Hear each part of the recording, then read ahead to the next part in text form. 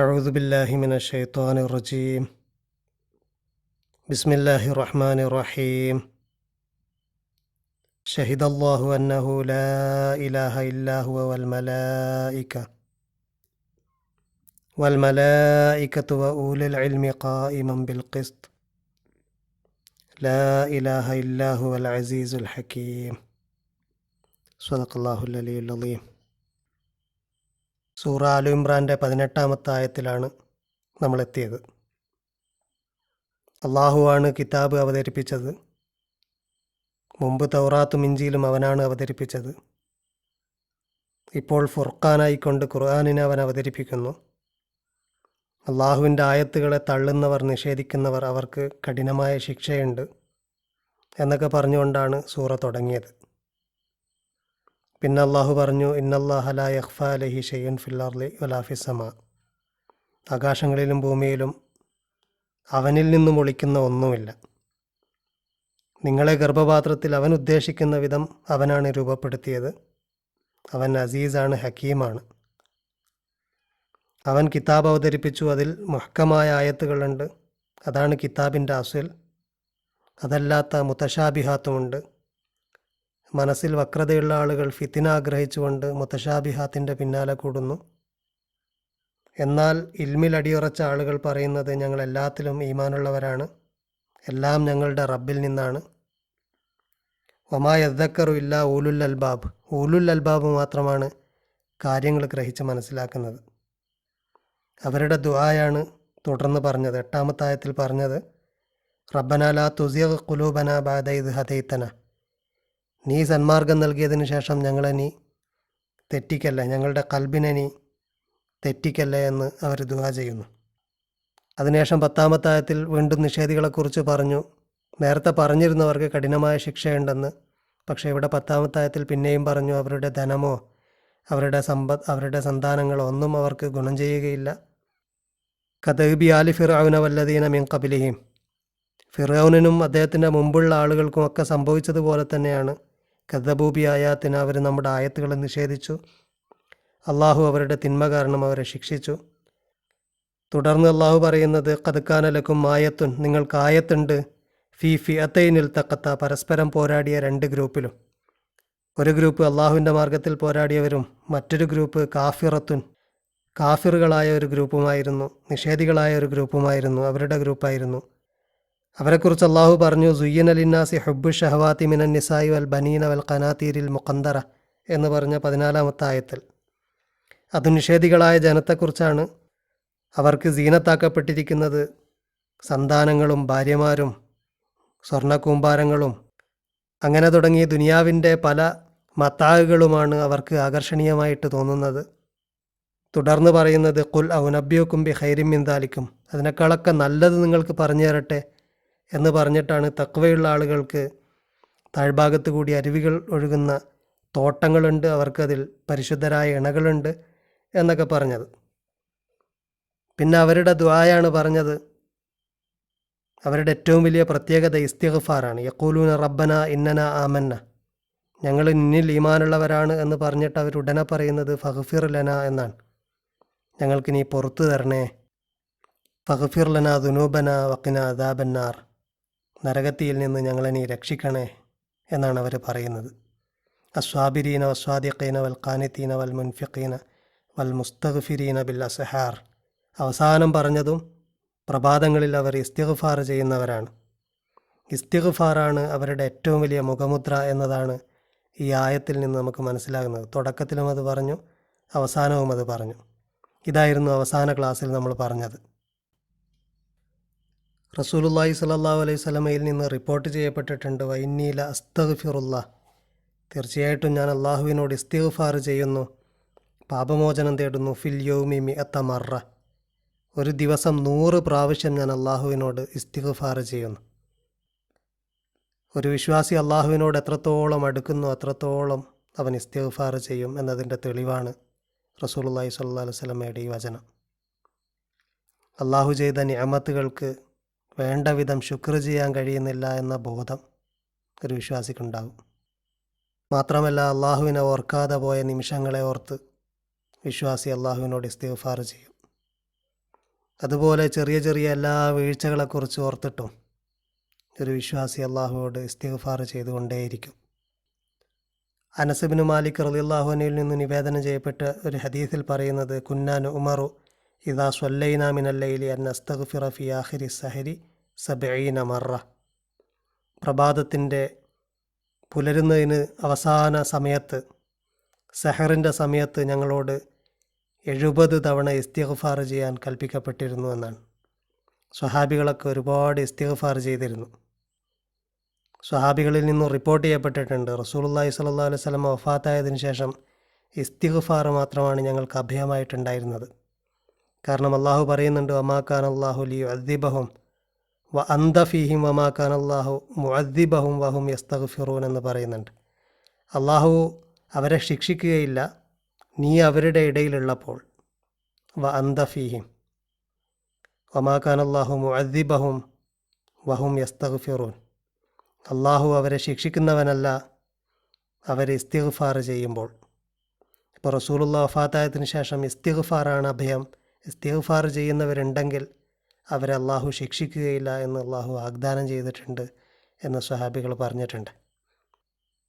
താബി പണ്ഡിതനായ മക്ഹൂലിൽ നിന്നും റിപ്പോർട്ട് ചെയ്യപ്പെട്ടിട്ടുണ്ട്, ഇദാ കാന ഫി ഉമ്മത്തിൻ, ഒരു ഉമ്മത്തിലുണ്ടെങ്കിൽ 15 റജുലൻ, 50 ആളുകൾ, യസ്തഗ്ഫിറൂന അല്ലാഹ കുല്ല യൗമിൻ 25 മറ, 25 തവണ എല്ലാ ദിവസവും അവർ അള്ളാഹുവിനോട് ഇസ്തിഗ്ഫാർ ചെയ്യുന്നുണ്ടെങ്കിൽ, ലം യുആഖിദില്ലാഹു തിൽക്കൽ ഉമ്മ ബിഅദാബിൽ ആമ്മ, പൊതുവായ അദാബ് കൊണ്ട് ആ ഉമ്മത്തിനെ അള്ളാഹു നശിപ്പിക്കുകയില്ല എന്ന് പറഞ്ഞതായിട്ട് റിപ്പോർട്ട് ചെയ്യപ്പെട്ടിട്ടുണ്ട്. മഹാനായ സ്വഹാബി ഇബ്നു ഉമർ റളിയല്ലാഹു അൻഹുവിനെ കുറിച്ച് അദ്ദേഹത്തിൻ്റെ ശിഷ്യൻ നാഫിഅ് പറയുന്നുണ്ട്, ഇബ്നു ഉമർ റളിയല്ലാഹു അൻഹു രാത്രിയിൽ എഴുന്നേറ്റിട്ട് ചോദിക്കും, യാ നാഫി അസഹർന, സഹറിൻ്റെ സമയമായോ, പ്രഭാതത്തിൻ്റെ സമയമായോ എന്ന് ചോദിക്കും. അദ്ദേഹം ഇടയ്ക്ക് എഴുന്നേറ്റ് അങ്ങനെ ചോദിക്കും.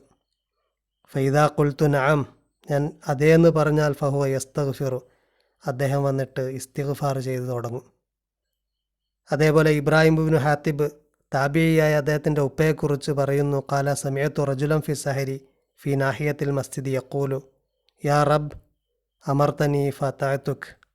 ഒരാൾ പള്ളീൻ്റെ മൂലയെന്ന് പറയാണ്, അള്ളാഹുവെ റബ്ബെ, എൻ്റെ റബ്ബെ, അമർത്തനി ഫതഅതുക്, നീ എന്നോട് കൽപ്പിച്ചു ഞാൻ അനുസരിച്ചു. വഹാദ സഹറുൻ, ഇതാ പ്രഭാതം, ഫഗ്ഫിർലി, നീ എനിക്ക് പുറത്തുതാ എന്ന് പറഞ്ഞു. ഫനളർത്തു ഫൈദാ ഹുവ ഇബ്നു മസ്ഊദ്, ഞാൻ നോക്കി, അപ്പോൾ ആരാത്? ഇബ്നു മസ്ഊദാണ്. ഇബ്നു മസ്ഊദ് റളിയല്ലാഹു അൻഹു ആണ് പള്ളിയുടെ മൂലക്ക് പ്രഭാതത്തിൻ്റെ സമയത്തിലിരുന്നിട്ട് ഇസ്തിഗ്ഫാർ ചെയ്യുന്നത്. ഇത് സ്വഹാബികളുടെയൊക്കെ ഒരു പ്രത്യേകതയാണ്. റസൂലുള്ളാഹി തന്നെ 100 തവണ ഇസ്തിഗ്ഫാർ ദിവസം ചെയ്യാറുണ്ടായിരുന്നു എന്ന് പറഞ്ഞു. ഇസ്തിഗ്ഫാർ അള്ളാഹുവോട് അടുക്കുന്നതിനനുസരിച്ച് ഇസ്തിഗ്ഫാറിൻ്റെ എണ്ണം കൂടിക്കൂടി വരും. എല്ലാ ചെറിയ വീഴ്ചകളെക്കുറിച്ചും അള്ളാഹുവിനോട് പറഞ്ഞ് പാപമോചനം തേടും. അള്ളാഹുവിനെ ഓർക്കാതെ പോയ നിമിഷങ്ങളെക്കുറിച്ച് ഓർത്തുകൊണ്ട് അള്ളാഹുവിനോട് പാപമോചനം തേടും. അങ്ങനെ എല്ലാ കാര്യത്തെക്കുറിച്ചും അള്ളാഹുവിൻ്റെ മുമ്പിൽ പറഞ്ഞ് പാപമോചനം തേടുക എന്നുള്ളത്, അങ്ങനെ വളരെ താഴ്മയും വിനയവും അള്ളാഹുവിൻ്റെ മുന്നിൽ പ്രകടിപ്പിക്കുക എന്നുള്ളത് തഖ്വയുള്ള ആളുകളുടെ മുഖമുദ്രയാണ്. അത്തരത്തിലുള്ള ആളുകൾക്കാണ് അള്ളാഹു പറയുന്നത്, താഴ്ഭാഗത്ത് കൂടി അരുവികൾ ഒഴുകുന്ന ജന്നത്തുണ്ട്, അവർക്ക് പരിശുദ്ധരായ ഇണകളുണ്ടെന്നൊക്കെ. അടുത്ത ആയത്തിൽ പറയുന്നത്, ഷഹിദല്ലാഹു അന്നഹു ലാ ഇലാഹ ഇല്ലാഹു, അള്ളാഹു സാക്ഷ്യം വഹിച്ചു, അല്ലെങ്കിൽ സാക്ഷ്യം വഹിച്ചുകൊണ്ടിരിക്കുന്നു. സാക്ഷ്യം അഥവാ അഷഹാദത്ത്, ഹക്കീക്കത്തു ഖബറുൻ യുസദ്ദഖു ബിഹി ഖബറു മുഖ്ബിരിൻ, ഒരു വാർത്ത പറഞ്ഞ, ഒരു കാര്യം പറഞ്ഞ അയാൾ പറഞ്ഞത് ശരിയാണ് എന്ന് പറയുന്ന ആളുടെ പ്രസ്താവനക്കാണ് നമ്മൾ സാക്ഷി എന്ന് പറയാം. ഒരാൾ പറഞ്ഞത് ശരിയാണ് എന്ന് വേറൊരാൾ പറയുമ്പോൾ ആ രണ്ടാമത്തെ ആളാണ് സാക്ഷി, അല്ലെങ്കിൽ അയാൾ പറയുന്നതാണ് സാക്ഷ്യം. അല്ലെങ്കിൽ ചിലപ്പോൾ അയാൾ പറയപ്പെട്ടത് കളവാണ്, അങ്ങനെ സത്യമാണെന്നോ കളവാണെന്നോ വേറൊരാൾ അറ്റസ്റ്റ് ചെയ്യുന്നതിനെയാണ് നമ്മൾ പൊതുവെ സാക്ഷി എന്ന് പറയാം. ഷഹിദ എന്നുള്ളതിന് ബിമഅന ബയ്യന, വ്യക്തമാക്കി എന്ന ഒരർത്ഥമുണ്ട്. അല്ലെങ്കിൽ വഖാമൽ അദില്ല, തെളിവുകൾ നൽകി, തെളിവുകൾ സ്ഥാപിച്ചു എന്ന അർത്ഥമുണ്ട്. ഇവിടെ അള്ളാഹു സാക്ഷ്യം നിൽക്കുന്നു അഥവാ അള്ളാഹു സാക്ഷിയാണ് എന്ന് പറഞ്ഞാൽ അള്ളാഹു തെളിവുകൾ നൽകിയിട്ടുണ്ട്, അല്ലെങ്കിൽ അള്ളാഹു വ്യക്തമാക്കിയിട്ടുണ്ട്, അള്ളാഹു കൃത്യമായിട്ട് ആ കാര്യം അറിയാം എന്നൊക്കെയാണ് അതുകൊണ്ട് ഉദ്ദേശിക്കുന്നത്. എന്ത് കാര്യത്തിനാണ് അള്ളാഹു സാക്ഷി നിൽക്കുന്നത്? അന്നഹു ലാ ഇലാഹ ഇല്ലാഹുവ, അവനല്ലാതെ ഇലാഹില്ല എന്നതിന് അള്ളാഹു സാക്ഷ്യം നിൽക്കുന്നു, അല്ലെങ്കിൽ തെളിവുകൾ നൽകുന്നു, അല്ലെങ്കിൽ അക്കാര്യം അവൻ വ്യക്തമാക്കുന്നു. അതുപോലെ അന്നഹു എന്നതിൻ്റെ കൂടെ പിന്നീട് പറയുന്ന ഖായിമൻ ബിൽ ഖിസ്തി എന്ന് ചേർത്തുകൊണ്ട് നീതിക്ക് വേണ്ടി നിലകൊള്ളുന്നു, അല്ലെങ്കിൽ നേരിന് വേണ്ടി ശരിയായ ഒരു കാര്യത്തിന് വേണ്ടി നിലകൊള്ളുന്നവനാണ് എന്നത് അള്ളാഹു എന്ന ഒരു കാര്യത്തിന് അള്ളാഹു സാക്ഷ്യം നിൽക്കുന്നു എന്നും പറയാം. ഇവിടെ ബദ്ർ യുദ്ധമൊക്കെ പറഞ്ഞ സ്ഥിതിക്ക് സാന്ദർഭികമായിട്ട് ഏറ്റവും യോജിച്ചത് അതാണ്. അന്നഹു ലാ ഇലാഹ ഇല്ലാഹുവ എന്നുള്ളത് ഒരു ഹൈഫൺ പോലെ, അവനല്ലാതെ ഇലാഹില്ല, അങ്ങനത്തെ അള്ളാഹു സാക്ഷി നിൽക്കുകയാണ്, ഖിസ്തിന് വേണ്ടിയിട്ട് നിലകൊള്ളുന്നവനാണ്. ഖിസ്തിന് വേണ്ടി നിലകൊള്ളുക എന്ന് പറഞ്ഞാൽ ഖിസ്ത് നീതിയുടെ പര്യായമായിട്ട് പൊതുവെ പറയും. അദിൽ എന്നാണ് നീതിക്ക് ഉപയോഗിക്കുന്ന മറ്റൊരു വാക്ക്. അദിലിനോട് ചേർത്ത് പറയുന്ന ഒരു പദമാണ് ഖിസ്ത്. ഖുർആനിൽ ഒരുപാട് സ്ഥലത്ത് വന്നിട്ടുണ്ട് ഖിസ്ത് എന്നുള്ള വാക്ക്. സൂറ നിസായിൽ പറയുന്നത് കാണാം, വൈൻ ഖിഫ്തും അല്ലാ തുഖ്സിത്തു ഫിൽ യത്താമ, യത്തീമുകളുടെ കാര്യത്തിൽ നീതി പാലിക്കാൻ കഴിയില്ല എന്ന് നിങ്ങൾ ഭയപ്പെടുന്നുണ്ടെങ്കിൽ, നല്ല രീതിയിൽ നിലകൊള്ളാൻ നിങ്ങൾക്ക് കഴിയില്ല എന്ന് ഭയക്കുന്നുണ്ടെങ്കിൽ, ഒരു ഫെയർ ഡീലിംഗ്, പ്രോപ്പറായ രീതിയിലുള്ള ഒരു നല്ല രീതിയിലുള്ള ഡീലിംഗ് ആണ് അവിടെ ഉദ്ദേശിക്കുന്നത്. അതുപോലെ ഫൈൻ ഹക്കം തഫ് ഹക്കും ബൈനഹും ബിൽ ഖിസ്ത് സൂറ അൽ മായിദയിൽ പറയുന്നുണ്ട്, നീ വിധി പറയുമ്പോൾ അവർക്കിടയിൽ വിധിക്കണം, ബിൽ ഖിസ്ത്, ഖിസ്തോടുകൂടെ വിധിക്കണം. വലിക്കുല്ലി ഉമ്മത്തിൻ റസൂൽ സൂറ യൂനുസിൽ പറയാണ്, വലിക്കുല്ലി ഉമ്മത്തിൻ റസൂൽ, എല്ലാ ഉമ്മത്തിനും റസൂലുണ്ട്. ഫൈദാ ജാ റസൂലുഹും ഖുലിയ ബൈനഹും ബിൽ ഖിസ്ത് വഹും ലാ യുദ്ലമൂൻ, ഒരു റസൂല് വന്നു കഴിഞ്ഞാൽ കാര്യങ്ങൾ തീരുമാനിക്കപ്പെടും, ഖിസ്തോടുകൂടെ നീതിയോടെ തീരുമാനിക്കപ്പെടും. വഹും ലാ യുദ്ലമൂൻ, അവർ അക്രമം ചെയ്യപ്പെടുകയില്ല, അവർക്കെതിരിൽ അക്രമം ചെയ്യപ്പെടുകയില്ല, ഒരു ജനതക്കെതിരിലും. അവർ നല്ല രീതിയിൽ റസൂലിനെ ആക്സെപ്റ്റ് ചെയ്ത് കഴിഞ്ഞാൽ റസൂലിനെ ശല്യം ചെയ്യുകയോ തള്ളുകയോ റസൂലിനെ വധിക്കാൻ ശ്രമിക്കുകയോ അങ്ങനെയൊക്കെ ചെയ്യുമ്പോൾ, അവരക്രമം ചെയ്യുമ്പോൾ അവർക്കെതിരിൽ അദാബുണ്ടാകും. പക്ഷേ അവർ ഒന്നും ചെയ്യുന്നില്ലെങ്കിൽ, അവർ ആക്സെപ്റ്റ് ചെയ്യുന്നുണ്ടെങ്കിൽ അതിനുള്ള പ്രതിഫലം അവർക്ക് കിട്ടും. അപ്പോൾ ഖിസ്തോടുകൂടെ കാര്യങ്ങൾ തീരുമാനിക്കപ്പെടും. ഇവിടെ പറയുന്നതും അതാണ്, അള്ളാഹു ഖിസ്തിന് വേണ്ടി നിലകൊള്ളും. അള്ളാഹു മാത്രമല്ല, മലക്കുകളും ഊലുൽ ഇൽമും, ഇൽമുള്ള ആളുകളും ഒക്കെ ഖിസ്തിന് വേണ്ടി നിലകൊള്ളും. ഖിസ്ത് എന്ന വാക്കിൽ നിന്നാണ് ഖിസ്താസ് എന്ന വാക്കുണ്ടാകുന്നത്. വസിനു ബിൽ ഖിസ്താസിൽ മുസ്തഖീം സൂറ ഷുറയിൽ പറയുന്നുണ്ട്, നിങ്ങൾ നേരായ തുലാസ് കൊണ്ട്, ഖിസ്താസ് എന്ന് പറഞ്ഞാൽ തുലാസാണ്, മുസ്തഖീമായ നേരായ തുലാസ് കൊണ്ട് നിങ്ങൾ അളക്കണം. അതുപോലെ ദാലിക അഖ്സത്തു ഇൻദല്ലാ, അള്ളാഹുവിങ്കിൽ ഏറ്റവും പ്രോപ്പറായത് അതാണ്.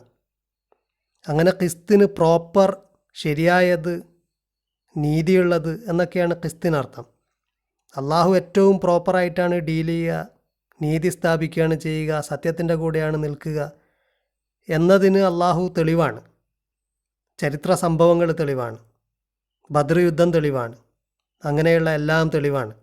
മലക്കുകളും അതിന് തെളിവാണ്, ഊലുൽ ഇൽമും, ഇൽമുള്ള ആളുകളും തെളിവാണ്. എന്നിട്ട് അള്ളാഹു പറയുന്നത് അവൻ അസീസും ഹക്കീമുമാണ്, അവൻ ഇസ്സത്തുള്ളവനാണ്, ഹിക്മത്തുള്ളവനാണ്. അവന് നീതിക്ക് വേണ്ടി നിലകൊള്ളുന്നില്ലെങ്കിൽ അതിൻ്റെ അർത്ഥം ഒന്നുകിൽ അവന് ഹിക്മത്തില്ല എന്നാണ്, ഇനി ഹിക്മത്തുണ്ടെങ്കിലും ഇസ്സത്തില്ല എന്നാണ്. പക്ഷെ അങ്ങനെയല്ല, അവന് ഇസ്സത്തും ഹിക്മത്തും ഒക്കെ ഉണ്ട്. അതുകൊണ്ട് അവൻ നീതിക്ക് വേണ്ടി നിലകൊള്ളുന്നവനാണ്. മലക്കുകളും ഊലുൽ ഇൽമും ഒക്കെ അതിന് തെളിവാണ്. പിന്നെ പറയുന്നു ഇന്നദ്ദീന ഇൻദല്ലാഹിൽ ഇസ്ലാം.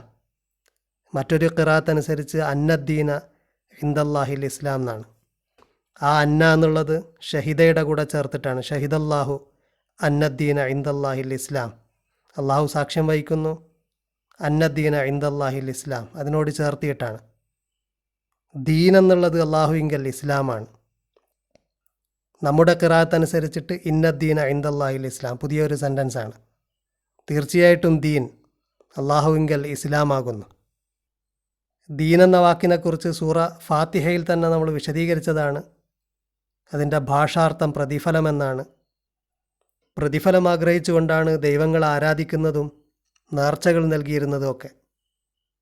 അത് ദുനിയാവിലാണെങ്കിലും മരണത്തിന് ശേഷമാണെങ്കിലും ഒക്കെ എന്തെങ്കിലും കാര്യം കിട്ടാൻ വേണ്ടിയിട്ട് പടച്ചോൻ പറയുന്ന കാര്യങ്ങളൊക്കെ അനുസരിക്കുന്നതിനും പിന്നീട് ദീൻ എന്നുള്ള വാക്ക് ഉപയോഗിക്കുകയാണ്. പ്രതിഫലം എന്ന റൂട്ടിൽ നിന്നാണത് വരുന്നത്. അള്ളാഹുവിനെ അനുസരിച്ച് കഴിഞ്ഞാൽ ഇന്നതുണ്ടാകും, ധിക്കരിച്ചു കഴിഞ്ഞാൽ ഇന്നതുണ്ടാകും എന്ന ഒരു ടേംസ് ഉള്ളത് കൊണ്ടാണ് പ്രതിഫലം എന്ന അർത്ഥത്തിലുള്ള ദീൻ, അനുസരണം, അള്ളാഹുവിൻ്റെ നിയമങ്ങൾ എന്നുള്ള അർത്ഥത്തിലൊക്കെയുള്ള മതത്തിനും കൂടി ഉപയോഗിക്കാൻ തുടങ്ങിയത്. അദ്ദീൻ എന്ന് പറഞ്ഞാൽ അങ്ങനെയുള്ള നിയമങ്ങളും നിർദ്ദേശങ്ങളും ഒക്കെ അടങ്ങിയ ഒരു മതം. അത് അള്ളാഹുവിങ്കൽ ഇസ്ലാമാണ്, അൽ ഇസ്ലാമാണ്. അൽ ഇസ്ലാം എന്നുള്ളത് ഒരു പ്രോപ്പർ നൗൺ എന്നുള്ള രീതിയിൽ മുഹമ്മദ് മുസ്തഫ സല്ലല്ലാഹു അലൈഹി വസല്ലമ കൊണ്ടുവന്ന പുതിയ എല്ലാ കാര്യങ്ങൾക്കും വേണ്ടി പറയും. അതല്ലാതെ ചരിത്രത്തിലുടനീളം അൽ കിതാബ് എന്നൊക്കെ പറയുന്നത് പോലെ, എല്ലാ കാലത്തും അള്ളാഹു അവതരിപ്പിച്ച കിതാബ് എന്ന് പറയുന്നത് പോലെ എല്ലാ കാലത്തും ഉണ്ടായിരുന്ന അള്ളാഹുവിനുള്ള സമർപ്പണം. ഭാഷാർത്ഥം പരിഗണിക്കുകയാണെങ്കിൽ ഇതിൻ്റെ അർത്ഥം അള്ളാഹുവിങ്കലുള്ള ദീൻ, അള്ളാഹു പരിഗണിക്കുന്ന ദീൻ, അത് പൂർണ്ണമായ സമർപ്പണമാണ്. വമഖ്തലഫല്ലദീന ഊത്തുൽ കിതാബ ഇല്ലാ മിൻ ബഅദി മാ ജാഅഹുമുൽ ഇൽമു ബഗിയം ബൈനഹും. കിതാബ് നൽകപ്പെട്ടവർ ഭിന്നിച്ചത്, അവർക്ക് വ്യക്തമായ ഇൽമ് കിട്ടിയതിന് ശേഷവും ഭിന്നിച്ചത് ബഗിയം ബൈനഹും, അവർ തമ്മിലുള്ള പരസ്പര ശത്രുതയും അസൂയയും ഭിന്നിപ്പൊക്കെ കൊണ്ടാണ്. വമൻ യക്ഫുർ ബിആയാത്തില്ലാഹി ഫഇന്നല്ലാഹ സരീഉൽ ഹിസാബ്. ആരെങ്കിലും അള്ളാഹുവിൻ്റെ ആയത്തുകളെ നിഷേധിക്കുന്നുണ്ടെങ്കിൽ അള്ളാഹു അതിവേഗം കണക്ക് ചോദിക്കുന്നവനാണ്. അടുത്ത ആയത്ത് ഇൻഷാ അല്ലാഹ് വരുന്ന ക്ലാസ്സിൽ വിശദീകരിക്കാം. വാഖിർ ദഅവാനാ അൽഹംദുലില്ലാഹി റബ്ബിൽ ആലമീൻ.